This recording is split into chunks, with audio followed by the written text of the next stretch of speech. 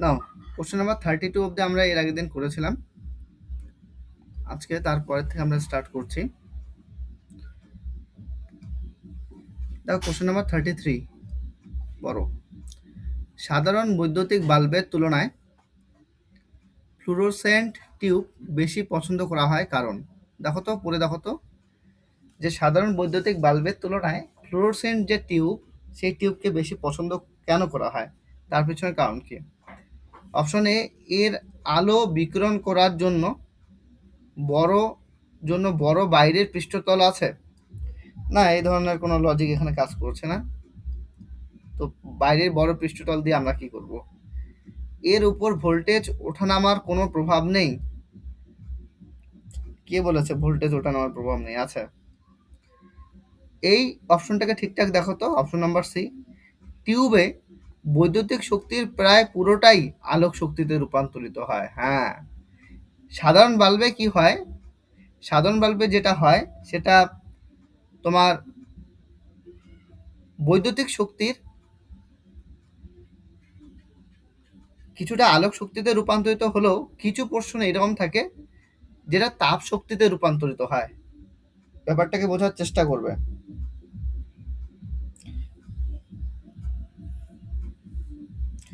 ধরো আমি বলছি এটা হচ্ছে একটা বাল্ব।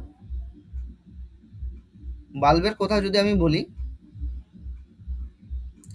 বাল্বের ক্ষেত্রে কি হয় আর হচ্ছে টিউবের ক্ষেত্রে কি হয়, অর্থাৎ টিউবলাইট আর বাল্বের মধ্যে পার্থক্যটা কোথায়?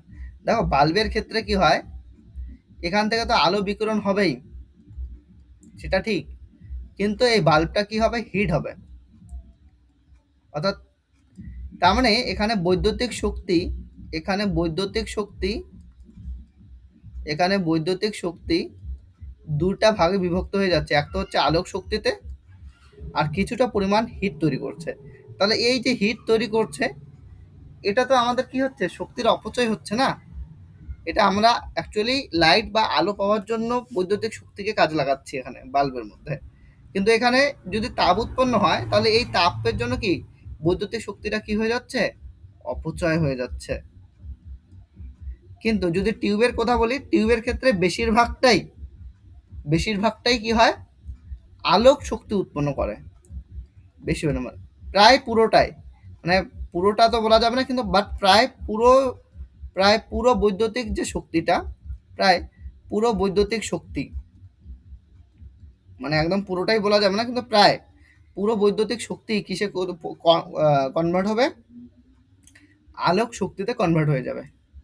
তো এই কারণে আমরা সাধারণ বাল্বের তুলনায় ফ্লুরোসেন্ট যে ল্যাম্প, অর্থাৎ টিউবলাইট, এটাকে আমরা বেশি প্রিফার করি। তাহলে এখানকার রাইট অ্যান্সার কি হয়ে যাচ্ছে? এখানকার রাইট অ্যান্সার হয়ে যাচ্ছে কিন্তু অপশন নাম্বার সি হয়ে যাচ্ছে এখানকার রাইট অ্যান্সার। দেখো ব্যাখ্যাটা কি বুঝতে পেরেছো তুমি? বলো। হ্যাঁ দাদা। ঠিক। আচ্ছা, তারপরে দেখো কোশ্চেন নাম্বার 34। টিউব লাইটে সাদা আলো কিভাবে উৎপন্ন হয়? টিউব লাইটে সাদা আলো কিভাবে উৎপন্ন হয়? বাকি অপশনগুলো কোথায় রাখলাম? আচ্ছা যাই হোক, দুটো অপশনের উপর থেকে উত্তর হয়ে যায়, বলো। টিউবলাইটে সাদা আলো উৎপন্ন কি হয়? ফিলামেন্টকে উত্তপ্ত করে নাকি তামার তারকে উত্তপ্ত করে?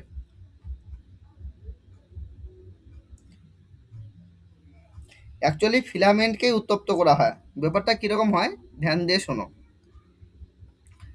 টিউবলাইটের ক্ষেত্রে যে কেসটা হয়, ফিলামেন্ট উত্তপ্ত হয়ে ইলেকট্রন নির্গত করে, ঠিক আছে, যেটা হচ্ছে পারদ বাষ্পকে উত্তেজিত করে অতিবেগুনি রশ্মি নিঃসরণ করে। এই রশ্মি টিউবের ভেতরের যে ফ্লুরোসেন্ট আস্তরণে ধাক্কা খেয়ে দৃশ্যমান সাদা আলো তৈরি করে। ব্যাপারটা কি বুঝতে পারলে আমি? আচ্ছা, মেকানিজমটা তোমাকে আমি বলে দিই, মানে সিম্পল মেকানিজমটা বলে দিই। এখানে যে ফিলামেন্ট থাকে, বাল্বের যে ফিলামেন্ট থাকবে না, এখানে ফিলামেন্ট থাকে, হ্যাঁ, এই ফিলামেন্ট কি করবে, এখান থেকে ইলেকট্রন বেরিয়ে আসবে। কি বেরিয়ে আসবে? ইলেকট্রন বেরিয়ে আসবে। যখন তুমি কারেন্ট ফ্লো করাবে তখন ইলেকট্রন বেরিয়ে আসবে। এখানে থাকবে যে পারদ বাষ্প, তাহলে এই ইলেকট্রন কি করবে, এই ইলেকট্রন এই পারদ বাষ্পকে গরম করে দেবে, এই পারদ বাষ্প উত্তপ্ত হয়ে যাবে, এখানে যে পারদ বাষ্পগুলি থাকবে সেটা উত্তপ্ত হয়ে যাবে, উত্তেজিত হয়ে যাবে। হওয়ার পরে এরা এক ধরনের রশ্মি নিঃসরণ করা শুরু করে, যেটা হচ্ছে ইউভি রে, আল্ট্রা ভায়োলেট রে তৈরি করা শুরু করে।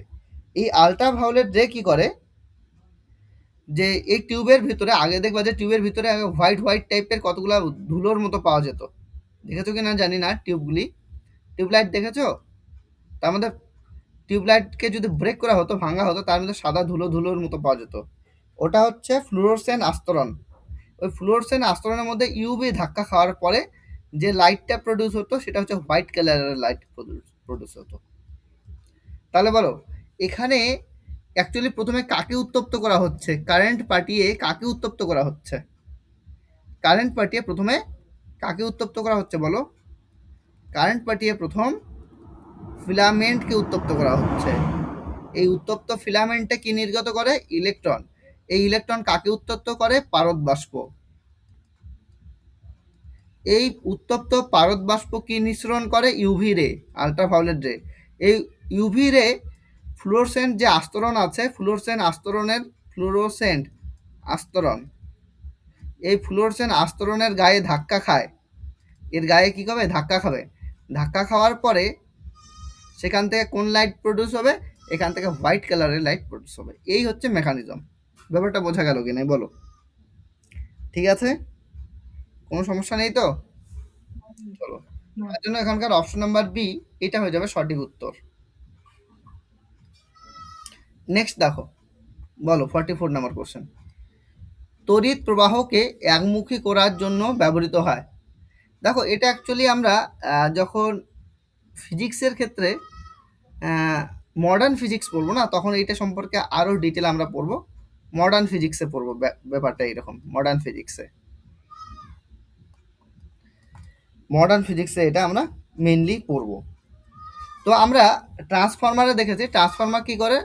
হাই ভোল্টেজকে লো ভোল্টেজে কনভার্ট করে, আবার লো ভোল্টেজকে হাই ভোল্টেজে কনভার্ট করে। সেই অনুযায়ী যে ট্রান্সফরমার হাই ভোল্টেজকে লো ভোল্টেজ করবে সেটাকে বলা হয় step down transformer, step down transformer. আর যে ট্রান্সফরমার লো ভোল্টেজকে হাই ভোল্টেজে কনভার্ট করবে সেটা হচ্ছে স্টেপ আপ ট্রান্সফরমার। দু ধরনের ট্রান্সফরমার আমরা দেখেছিলাম। তো ট্রান্সফরমারের কাজ হচ্ছে ভোল্টেজকে আপ ডাউন করা, ভোল্টেজ আপ ডাউন করা। এটার কাজ কিন্তু প্রবাহকে একমুখী করা নয়। মোটর যদি বলি, মোটরের কাজ হচ্ছে, মোটরের যে ফাংশন সেটা হচ্ছে তোমার কোন শক্তিতে রূপান্তরিত মোটর করবে? ইলেকট্রিক্যাল এনার্জিকে মেকানিক্যাল এনার্জিতে কনভার্ট করবে। এটা হচ্ছে মোটরের কাজ। ডায়নামোর কাজ কি? ডায়নামোর কাজ হচ্ছে মেকানিক্যাল এনার্জিকে ইলেকট্রিক্যাল এনার্জিতে কনভার্ট করে। তাহলে কোন অপশনটা বাকি থাকলো বলো? কোন অপশনটা বাকি থাকলো? অপশন নাম্বার ডি বাকি থাকলো। অপশন নাম্বার ডিতে কি আছে? রেকটিফায়ার। এই রেকটিফায়ারের কাজ হচ্ছে, তোমার তড়িৎ প্রবাহকে একমুখী করা। তড়িৎ প্রবাহকে একমুখী করার কাজটা কে করে থাকে? এই একমুখী করার কাজটা কিন্তু রেকটিফায়ার করে থাকে। আচ্ছা, আরও একটু আমি বিস্তারিতই বলি, শোনো। আমাদের কারেন্ট দু ধরনের আছে, তুমি জানো দু ধরনের কারেন্ট রয়েছে। এক তো হচ্ছে এসি কারেন্ট, দুই হচ্ছে ডিসি কারেন্ট, অল্টারনেটিং কারেন্ট, আর হচ্ছে ডিরেক্ট কারেন্ট। ডিরেক্ট কারেন্টটা হচ্ছে অ্যাকচুয়ালি ব্যাটারির কারেন্ট। ব্যাটারি থেকে যে কারেন্ট বা তড়িৎ প্রবাহ পাওয়া যায় সেটা হচ্ছে ডিসি কারেন্ট। এবার এসি কারেন্ট থেকে এসি কারেন্টে কি হয়? অভিমুখ সবসময় পরিবর্তিত হয়, কিন্তু ডিসি কারেন্টে ওই ধরনের অভিমুখ পরিবর্তিত হয় না। কেন পরিবর্তিত হয় না? কারণ ডিসি কারেন্টে যে প্রবাহটা হয় সেই প্রবাহটা হচ্ছে একমুখী। ডিসি কারেন্টে যে প্রবাহটা হয় সেটা হচ্ছে একমুখী, আর এসি কারেন্টে যে প্রবাহটা হয় সেটা হচ্ছে উভমুখী প্রবাহ। ওই জন্য এটার নাম হচ্ছে অল্টারনেটিং কারেন্ট, আর এটা ডিরেক্ট কারেন্ট। তো এই যে এসি কারেন্ট থেকে ডিসি কারেন্টে কনভার্ট করার যে কাজটা, অর্থাৎ এসিকে ডিসিতে কনভার্ট করার কাজটা কে করে? রেকটিফায়ার। এই রেকটিফায়ারের কাজ হচ্ছে কি করা? এসি থেকে ডিসিতে কনভার্ট করা। একটা এক্সাম্পল যদি দেওয়া যায় তাহলে ব্যাপারটা এরকম, যেমন দেখো আমরা কি করি, মোবাইল চার্জ করি, আচ্ছা, মোবাইল যখন তুমি চার্জ করো, তোমার মোবাইলে কি আছে? ব্যাটারি। তো ব্যাটারি যদি থাকে তাহলে সেখানে কোন কারেন্ট হবে? ডিসি কারেন্ট হবে। কিন্তু তুমি চার্জ করছো কোথায়? তুমি চার্জ করছো অল্টারনেটিং কারেন্টে, তাই না? প্লাগ লাগিয়ে। তো অল্টারনেটিং কারেন্টে যখন তুমি চার্জ করবে না, তখন যে তুমি যে চার্জার বা অ্যাডাপ্টারটা ব্যবহার করছো না, চার্জারের যে অ্যাডাপ্টারটা, ওই অ্যাডাপ্টারের ভিতরে কিন্তু রেকটিফায়ার থাকে। ওই রেকটিফায়ার কি করে? এখান থেকে নিচ্ছে তো অল্টারনেটিং কারেন্ট, অর্থাৎ এসি কারেন্ট, তারপর সেটাকে ব্যাটারির কারেন্ট অর্থাৎ ডিসি কারেন্টে কনভার্ট করে দিচ্ছে। তাহলে এসি থেকে ডিসি করার কাজটা কে করে থাকে? এসি থেকে ডিসি করার কাজটা কিন্তু রেকটিফায়ার করে থাকে। আর এসি কারেন্ট কি? উভমুখী। আর ডিসি কারেন্ট হচ্ছে একমুখী। তাহলে উভমুখী থেকে একমুখী করার কাজটা কে করে? রেকটিফায়ার করে থাকে। তাহলে এখান থেকে দু ধরনের প্রশ্ন হতে পারে। এক তো হচ্ছে একমুখী করণের কাজে কে নিযুক্ত, তো সেক্ষেত্রে উত্তর হয়ে যাবে কি? রেকটিফায়ার। আর ২ নম্বর আরেকটা প্রশ্ন হতে পারে, এসি কারেন্টকে ডিসি কারেন্টে কনভার্ট করার, এসি টু ডিসি অর্থাৎ এসি কারেন্টকে ডিসি কারেন্টে কনভার্ট করার কাজটা কে করে? সেক্ষেত্রে উত্তর কিন্তু আমাদের হয়ে যাবে রেকটিফায়ার। ঠিক আছে? এখানে দুভাবে প্রশ্নটা কিন্তু হতে পারে। পরে দেখো কোশ্চেন নাম্বার 45। নিচের কোন বিকল্পটি বিদ্যুৎ ব্যবহারের ক্রমবর্ধমান ক্রম অ্যাসেন্ডিং অর্ডার সঠিক প্রকাশ করে? মানে ব্যাপারটা বলতে চেয়েছে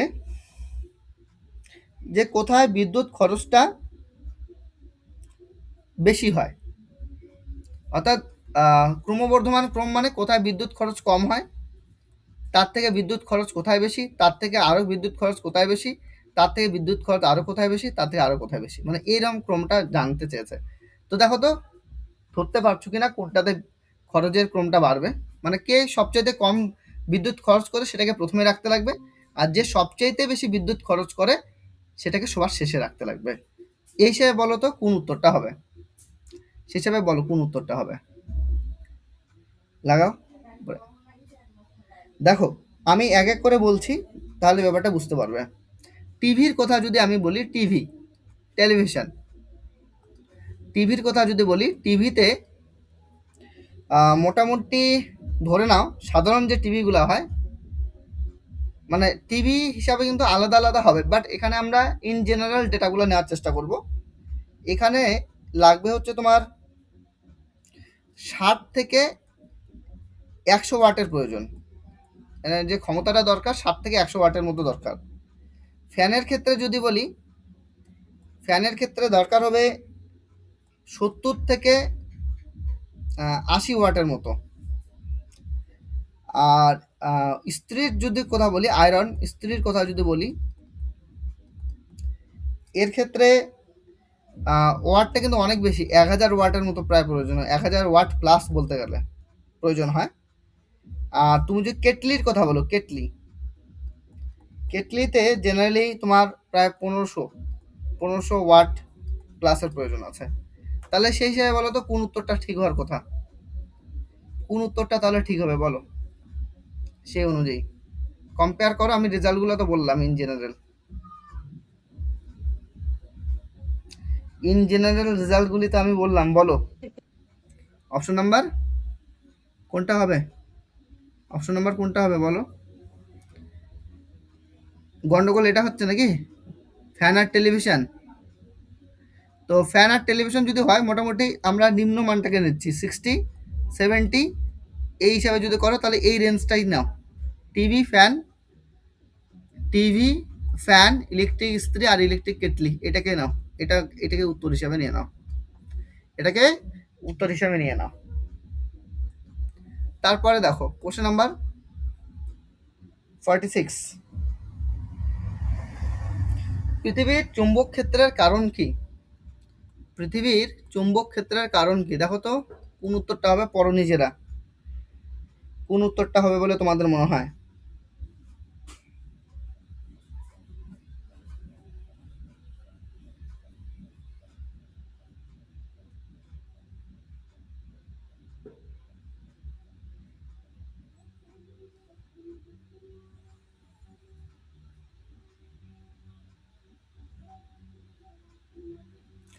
কোন উত্তরটা বলে হবে বলে মনে হয়?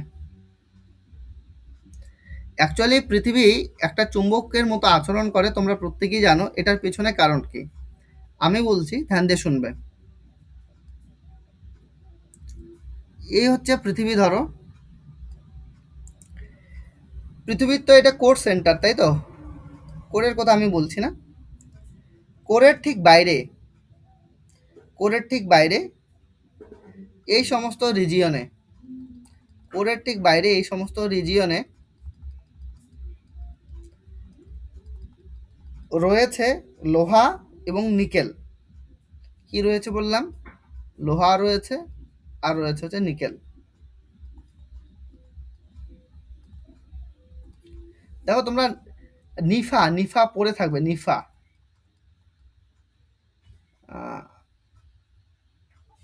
নিকেল অ্যান্ড আয়রন, এটা তোমরা পড়ে থাকবে। তো যাই হোক, এই লোহা জিওগ্রাফিতে পড়ে থাকবে, লোহা আর নিকেল। তবে লোহা আর নিকেল কঠিন অবস্থায় নাই, এখানে লোহা আর নিকেল যে অবস্থায় আছে সেই অবস্থাটা হচ্ছে গলিত, একদম গলিত অবস্থায় আছে, গলিত অবস্থায় আছে, গলিত এবং উত্তপ্ত অবস্থায় আছে। এই গলিত আর উত্তপ্ত যে তোমার লোহা আর নিকেল, এখান থেকে লোহা নিকেল এদের যে সঞ্চালন, মানে এদের যে সঞ্চালন হচ্ছে, এদের সঞ্চালনের জন্যই এখানে যেটা তৈরি হবে সেটা হচ্ছে তড়িৎ প্রবাহ তৈরি হবে। কি তৈরি হবে? তড়িৎ প্রবাহ। এদের সঞ্চালনের জন্য কি তৈরি হবে? এদের সঞ্চালনের জন্য তৈরি হবে তড়িৎ প্রবাহ। আর তোমরা জানো যে কোথাও যদি তড়িৎ প্রবাহ তৈরি হয় তাহলে তার চারপাশে কি তৈরি হবে? চুম্বক ক্ষেত্র তৈরি হবে। এটা আমরা ওরস্টেডের নিয়ম থেকে জানি। 1820 সালে ওরস্টেড এটা বলেছেন যে কোনো পরিবাহীর মধ্য দিয়ে যদি কারেন্ট যায় সেই পরিবাহীর চারপাশে কি তৈরি হয়? চুম্বক ক্ষেত্র।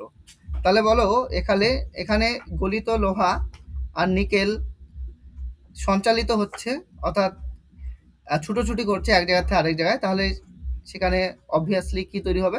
তড়িৎ প্রবাহ তৈরি হবে। এই তড়িৎ প্রবাহের জন্য, লোহা নিকেলের মধ্যে তড়িৎ প্রবাহের জন্য তার চারপাশে কি তৈরি হবে?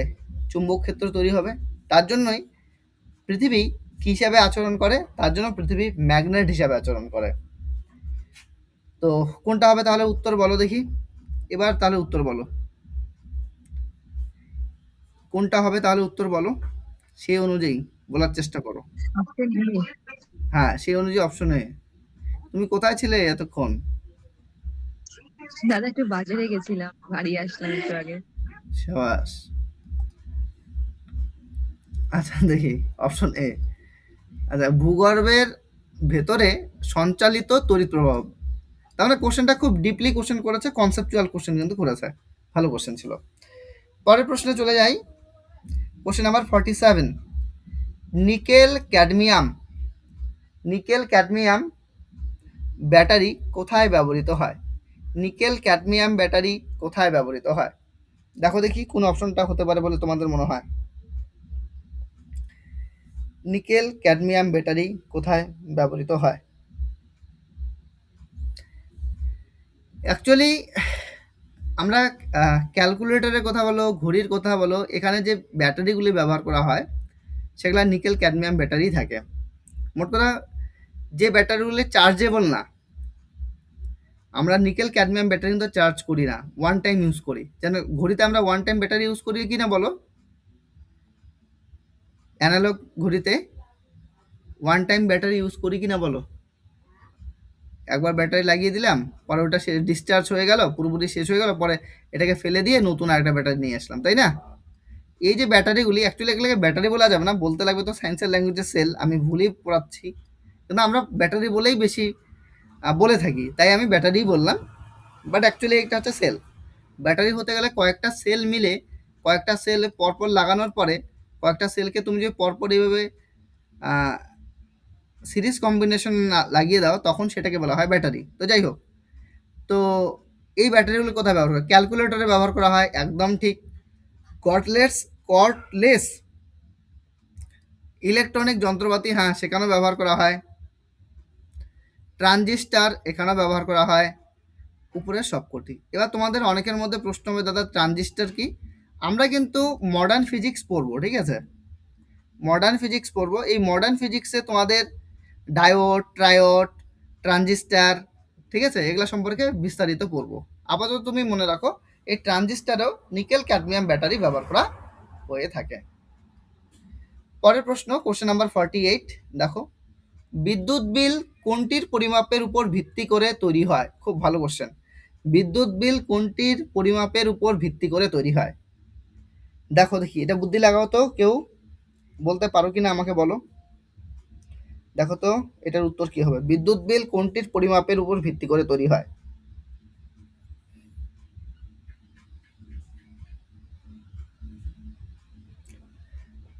দেখো, বিদ্যুৎ বিল মানে হচ্ছে বিওটি না, বিদ্যুৎ বিল হচ্ছে BOT, board of trade unit, এটা আমি তোমাদের পড়িয়েছিলাম। এই বিওটির আরেক নাম কি? কিলোওয়াট, কিলোওয়াট ঘন্টা। তো দেখো আলটিমেটলি এখানে কি আছে? কিলোওয়াট বা ওয়াট। তো মোট কথা ধরো ব্যাপারটা এইরকম, একদিনে যদি আমরা এটাকে আরো যদি ভেঙে বলি তাহলে এইরকম আমি বলেছিলাম, ওয়াট, ওয়াট ইন্টু দিন ইন্টু ঘন্টা বাই 1000। মনে আছে কি বিওটির এটা ফর্মুলা আমি বলেছিলাম? এটা দিয়ে নিউমেরিক্যাল প্রবলেমও তোমাদের আমি করিয়েছিলাম, মনে আছে? যে কত ইউনিট বিদ্যুৎ খরচ হচ্ছে, ওয়াট ইন্টু দিন ইন্টু ঘন্টা বাই 1000। তো এখানে ভালো মতো দেখো তো, তার মানে বিওটি কার উপর ডিপেন্ড করছে? বিওটি ডিপেন্ড করছে তোমার ওয়াটের উপর, বিওটি ডিপেন্ড করছে দিনের উপর, বিওটি ডিপেন্ড করছে ঘন্টার উপরে।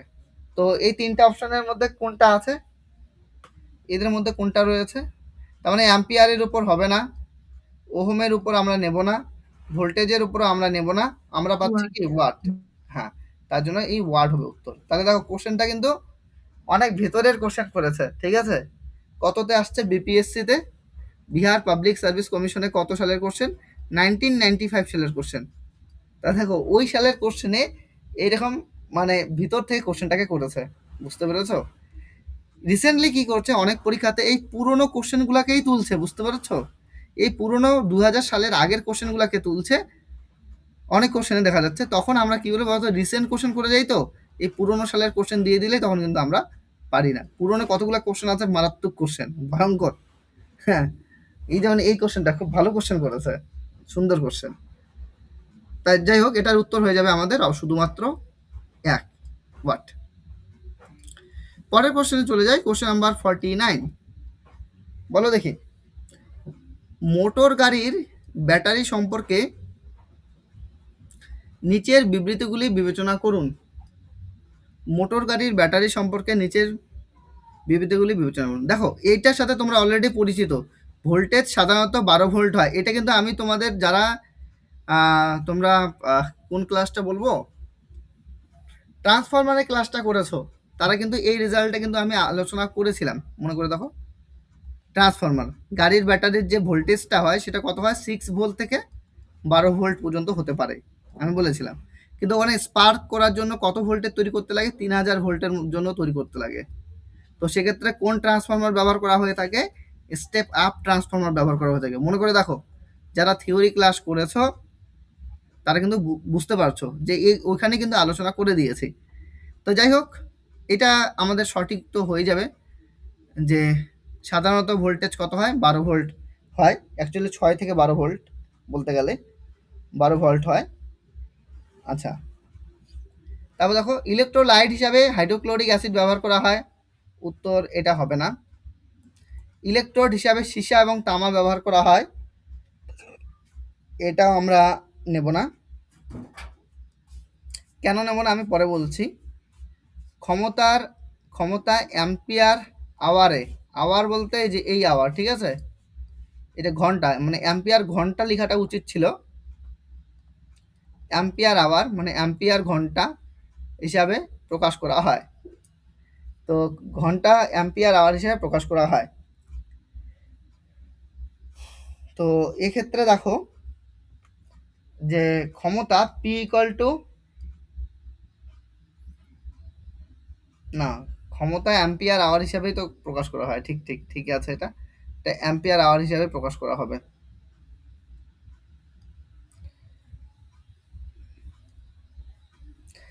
এটা ঠিক আছে, তাহলে 1 আর 4 সঠিক। এবার প্রশ্ন হচ্ছে 2 আর 3 কেন সঠিক নয়? প্রথমে আমি 2 বলছি, হ্যাঁ? ইলেকট্রোলাইট হিসাবে কি বলেছে এখানে, কি ব্যবহার করা হয়?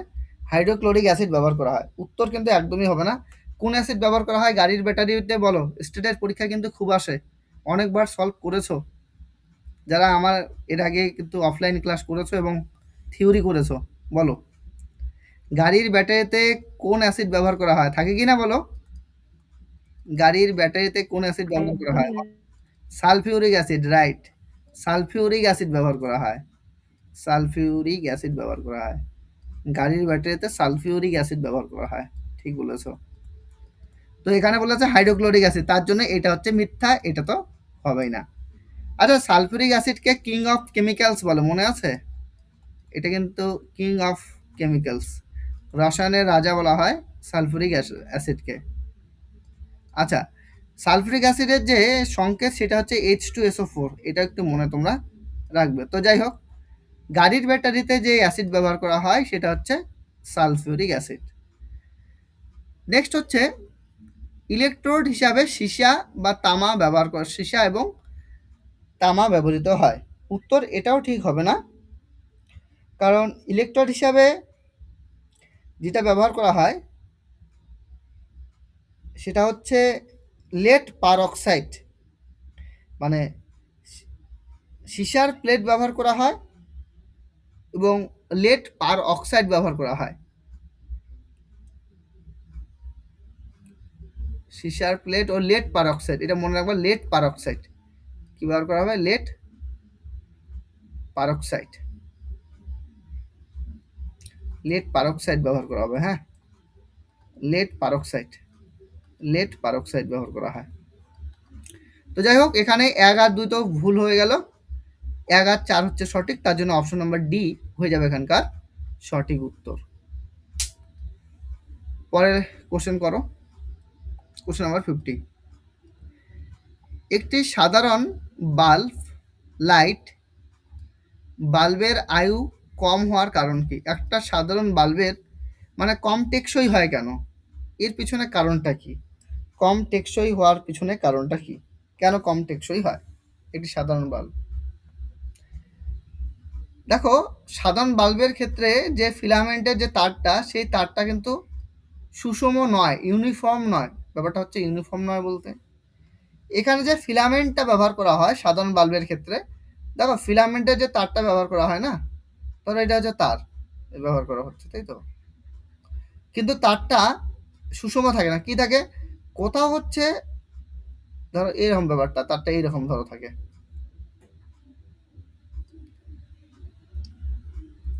তাহলে কি হচ্ছে? কোথাও প্রস্থচ্ছেদটা বেশি হচ্ছে, অর্থাৎ কোথাও বেশি মোটা থাকছে, আর কোথাও প্রস্থচ্ছেদ কিন্তু কম হচ্ছে, কম মোটা হচ্ছে। এই সুষম না হওয়ার জন্য কি হয়? কখনো হয়তো রোদ, কোথাও হয়তো রোদ বেশি, কোথাও হয়তো রোদ কম, এরকম ব্যাপারটা হয় কি না? ঠিক এই কারণে ওই বাল্বগুলো টিকে না, এই একটা কারণ। তো এই কারণটা ঠিকঠাকই বলা হয়েছে, যে একটা কারণ কি হতে পারে? একটা কারণ হতে পারে তোমার, একটা কি কারণ হতে পারে? একটা কারণ হতে পারে ফিলামেন্টের যে তার, সেই তারটা ইউনিফর্ম না, অর্থাৎ সুষম নয়, এই একটা কারণ কিন্তু রয়েছে। এটা ঠিক আছে। 2 নাম্বার, বাল্বটি সম্পূর্ণ বায়ুশূন্য করা সম্ভব নয়। হ্যাঁ, বাল্বটি সম্পূর্ণ বায়ুশূন্য করা সম্ভব নয়। অ্যাকচুয়ালি হয় কি, বাল্বের ভিতরে তোমার ওই ধরো তোমার আর্গন, নাইট্রোজেন গ্যাস ভরা থাকে, ঠিক আছে? পুরোপুরি বায়ুশূন্য করা সম্ভব নয়, ও তার জন্য অনেক সময় এই কেসটা হয়ে যায় যে কম টেকসই হয়। 2 নাম্বার হচ্ছে ফিলামেন্টের যে ধারক তারগুলো উচ্চ তাপমাত্রায় গলে যায়। ফিলামেন্টের যে ধারক তারগুলি, সেটা উচ্চ তাপমাত্রায় গলে যায়। এটাও ঠিক, যে হাই টেম্পারেচার যখনই আসবে, মানে হাই টেম্পারেচার তো আসবে না, মানে দীর্ঘক্ষণ জ্বালিয়ে রাখলে যখন ওটা টেম্পারেচারটা হাই হয়ে যাবে, তখন সেটা অটোমেটিক্যালি গলে যাবে। অর্থাৎ তাপ সহন ক্ষমতা তাদের জেনারেলি কী দেওয়া হয়? কম দেওয়া হয় সাধারণ বাল্বের ক্ষেত্রে। এই সমস্ত কারণের জন্যই সাধারণ বাল্ব বেশি দিন টেকসই হয় না। তো তার জন্য কোন উত্তরটা ঠিক হবে? তার জন্য যে উত্তরটা ঠিক হবে সেটা হচ্ছে অপশন নাম্বার ডি হয়ে যাবে সঠিক উত্তর। 1, 2, 3 সেটাই সবকটাই হবে। আচ্ছা বলো তো, বাল্বের ফিলামেন্ট কি দ্বারা তৈরি হয়? বাল্বের ফিলামেন্ট কি দ্বারা তৈরি হয় বলো আমাকে। এটা পরীক্ষা। নাইক্রোম। হ্যাঁ, টাংস্টেন না কি দিয়ে তৈরি? নাইক্রোম। নাইক্রোম দিয়ে? বাল্বের ফিলামেন্ট নাইক্রোম দিয়ে তৈরি হয়? না, না, sorry, sorry। নাইক্রোম দিয়ে তো তৈরি হয় তোমার ফিলামেন্ট। বৈদ্যুতিক ইস্ত্রি, হিটার, হ্যাঁ। ওখানে যে কুণ্ডলীটা ব্যবহার করা হয় সেটা নাইক্রোমের থাকে, সেটা নাইক্রোমের থাকে। আমার বক্তব্য হচ্ছে ফিলামেন্ট কি দিয়ে তৈরি হয়? টাংস্টেন। এটা টাংস্টেন দিয়ে তৈরি হয়, ঠিক আছে? এটা টাংস্টেন দিয়ে তৈরি হয়। আর তোমাকে যদি বলে বৈদ্যুতিক ফিউজ, বলো বৈদ্যুতিক ফিউজ যদি বলি, বৈদ্যুতিক ফিউজ কি দিয়ে তৈরি হয়? ওখানে বৈদ্যুতিক ফিউজের যে তারটা ব্যবহার করা হয়, ওই ফিউজ তার, সেটা কি দিয়ে তৈরি হয় বলো? ওটা টিন আর সীসা, টিন আর সীসা সংকর ধাতু দিয়ে তৈরি হয়। টিন এসএন, সীসা হচ্ছে পিবি প্লাম্বাম, এই দুটা সংকর ধাতু দিয়ে তৈরি হয় হচ্ছে বৈদ্যুতিক ফিউজ। বৈদ্যুতিক ফিউজকে কোন সমবায়ে যুক্ত করা হয়? বৈদ্যুতিক ফিউজকে শ্রেণী সমবায়ে যুক্ত করা হয়। এই ডেটাগুলো তো খুবই আসে পরীক্ষায়, এগুলো এমনিতে তোমাদের মনে রাখতেই লাগবে। তো এখানে টাংস্টেন। এবার টাংস্টেনের পরিবর্তে আর কি ব্যবহার করা হতে পারে? এটা পড়িয়েছিলাম প্রথম ক্লাসে, বলো টাংস্টেনের পরিবর্তে আর কি ব্যবহার করা হতে পারে? উলফ্রেমাইট, উলফ্রেমাইট, মনে করে দেখো, উলফ্রেমাইট, এটা ব্যবহার করা হতে পারে। তো যাই হোক, এই হচ্ছে তোমাদের 50 কোশ্চেন, খুব ইম্পর্টেন্ট কোশ্চেন। এর পরের ক্লাসে আমি মোটামুটি আরও 50টা কোশ্চেন নিয়ে আসবো, ঠিক আছে? আরও 50টা কোশ্চেন করাবো। মোটামুটি এখান থেকে 100টা কোশ্চেন করলেই কিন্তু তোমার সমস্ত পরীক্ষার জন্য হয়ে যাবে মোটামুটিভাবে। মানে এখানে দেখো, কোশ্চেন কমন পড়ুক না পড়ুক, কনসেপ্ট কিন্তু সবই কমন পড়বে। কেন বলো তো? পুরো যে কনসেপ্ট হয় জেনারেল সায়েন্সে, যে কারেন্ট, ইলেকট্রিসিটি প্লাস ম্যাগনেটিজমের উপর যা কনসেপ্ট হয়, সেটা স্টেটের যে কোনো পরীক্ষা বলো, সেন্ট্রালের যে কোনো পরীক্ষা বলো, তাতে যে কনসেপ্টের প্রয়োজন, যতটুকু দরকার, পুরোটাই কিন্তু আমি এখানে থিওরিতে আলোচনা করেছি। তো তার জন্য কোশ্চেন তো করবেই, কিন্তু সবচেয়ে ইম্পর্টেন্ট হচ্ছে তোমার কন্টেন্ট যে পার্ট, অর্থাৎ থিওরির যে পার্ট, সেই থিওরির পার্টগুলিকে মানে পরপর করে মানে ভিডিওগুলিকে দেখা এবং সেই অনুযায়ী খাতায় কি পয়েন্টসগুলিকে নোট করে নেওয়া, তাহলে তোমার জন্য কিন্তু ওটা লাভজনক হবে।